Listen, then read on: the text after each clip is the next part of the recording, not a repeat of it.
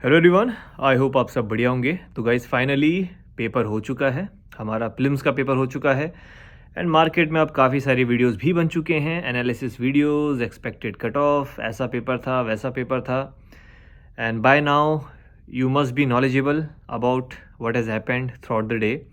But थोड़ा सा मैं क्या सोचता हूँ और मेरा क्या नज़रिया है इस पेपर के रिगार्डिंग, थोड़ा सा मैं भी शेयर कर देता हूँ, है ना।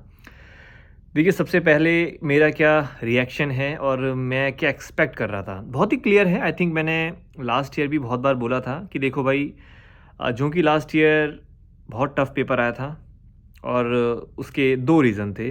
पहला CSAT and second was the options. And मैंने ये भी बोला था कि जिस दिन सी सेट ये आसान कर देंगे और ऑप्शंस वाला जो इंट्रोडक्शन हुआ था उसको लिमिट कर देंगे, अगेन यूपीएससी अपने ओरिजिनल फॉर्म में आ जाएगा और जैसे कि आ गया है।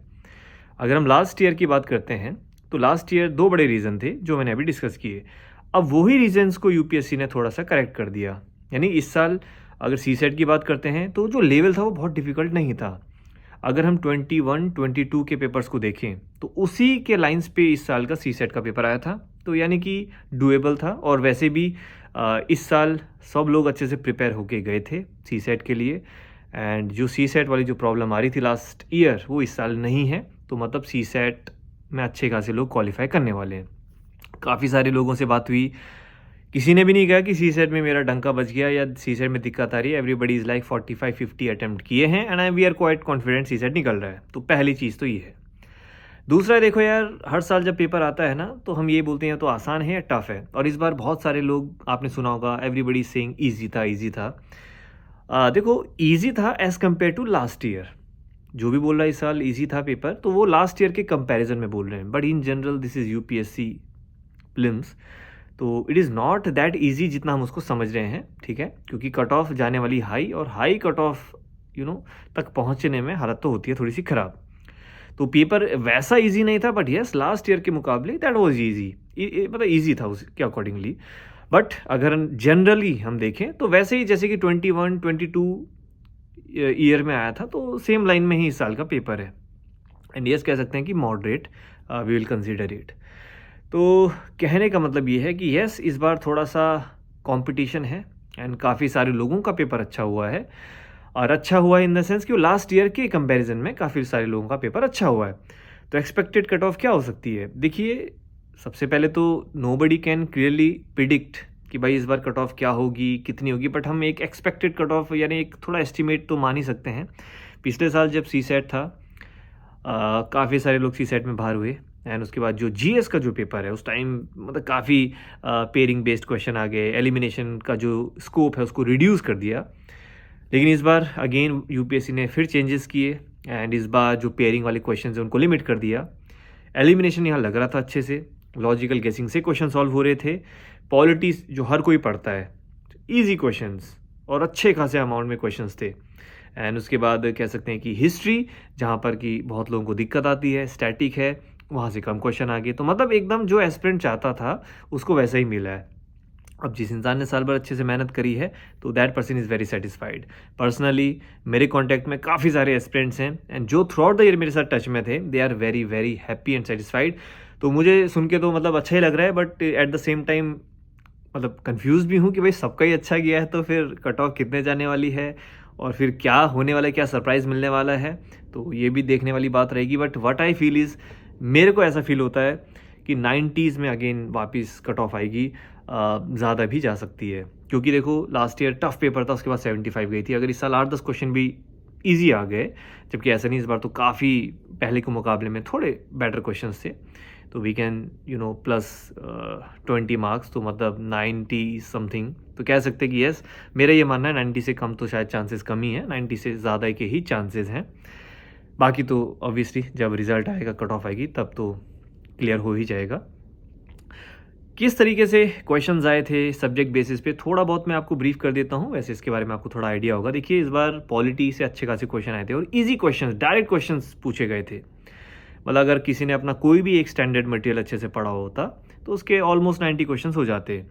हिस्ट्री से कम क्वेश्चंस आए थे, और जबकि पिछले 2-3 साल में हिस्ट्री का वेटेज बढ़ रहा था। अब देखो, ये that is what the unique thing is about UPSC.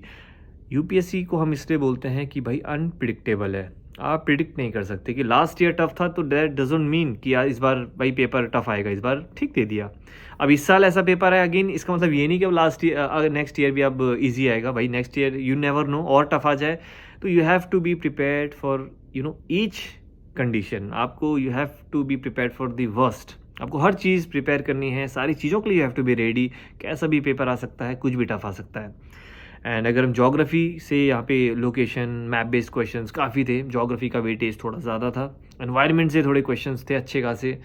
And लेकिन अगेन गुड थिंग इज़ कि काफ़ी सारे क्वेश्चंस PYQ बेस में थे, यानी कि अगेन किसी ने PYQs को भी अच्छे से किया होता तो बड़े आराम से उसको यहाँ पे 10-15 क्वेश्चंस पे मदद मिलती। तो अगेन यहाँ पे ये चीज़ अगेन प्रूव हो गई है कि जो PYQs हैं वो आज की डेट में भी रेलिवेंट हैं एंड इम्पॉर्टेंट हैं। ठीक है, अब यहाँ से टेक अवे क्या है? देखो टेक अवे बहुत सिंपल है। देखो हर साल पेपर आता है, हर साल हम घुमा फिरा के बातें बोलते हैं, है ना, बट मैं टू द पॉइंट बोलूँगा।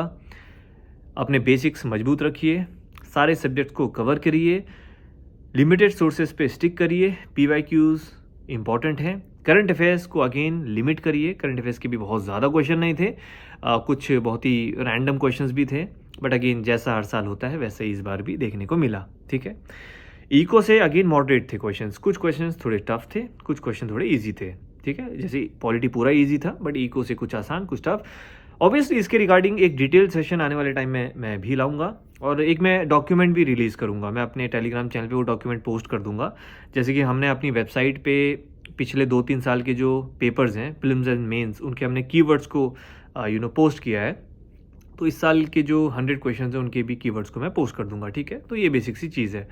तो ओवरऑल देखा जाए यार, तो जैसा होता है UPSC का जो पेपर हर साल, तो लगभग वैसा ही है। ठीक है, तो ऐसा कोई बहुत बड़ा चेंज नहीं है।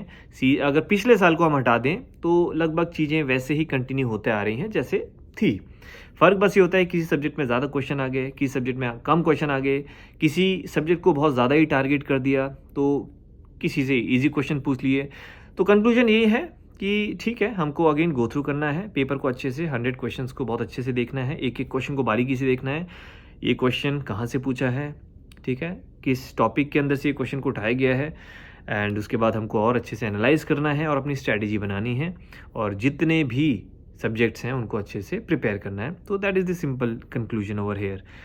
और एक और वीडियो मैं रिलीज़ करूँगा कि अब आगे क्या करना है, क्या किया जाए, क्योंकि आई एम प्रिटी श्योर सबसे बड़ा प्रॉब्लम यही होता है काफ़ी सारे एस्पिरेंट्स का कि अब यहाँ से मैं मेंस की तैयारी करूँ, या मैं अब सीधे अगले अटेम्प्ट की तैयारी करूँ, या UPSC की तैयारी ना करके मैं एक सेकंड ऑप्शन की तरफ जाऊँ। तो ये 3 प्रॉब्लम्स रहती हैं, और जिनका जो एज पे है, जो 80s में होंगे या जो 90s में है, again they will be confused कि यार हो भी सकता है, नहीं भी हो सकता है, तो ऐसी सिचुएशन में क्या किया जाए।